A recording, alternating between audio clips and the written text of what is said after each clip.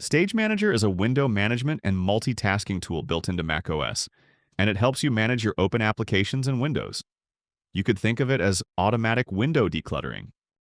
To turn on Stage Manager, go to Settings, Desktop, and Dock, and find the toggle for Stage Manager.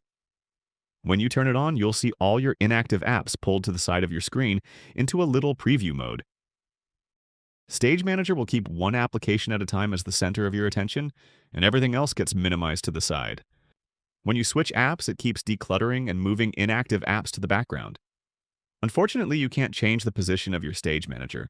It always lives on the left side of your screen. If you run an application full screen or move it closer to Stage Manager, the app previews will hide and then come back again when there's enough space for them. If you have multiple windows open within one application, Stage Manager will automatically group those windows together. But what most people don't realize is that you can also group windows and applications manually. Let's say I'm working in Final Cut, but I also want Compressor to be visible at the same time. I can just activate Final Cut and then drag Compressor out of Stage Manager, and these two apps are now grouped together.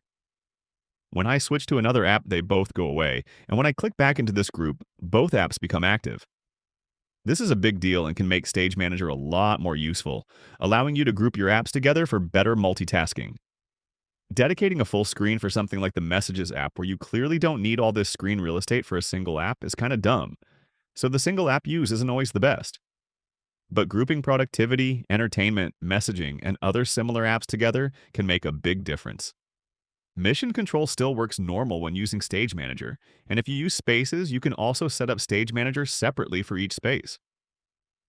If you want to learn more about using spaces, aka multiple desktops, I have a separate video for that. And that's how you use Stage Manager. It's not for everyone, and if you're good at manually managing your windows, you might be better off without. But it can be a big help on smaller displays, or for those who are constantly juggling multiple applications and windows simultaneously. Leave a comment if you have any questions, and check out my macOS playlist for more easy guides like this. Thanks all until next time.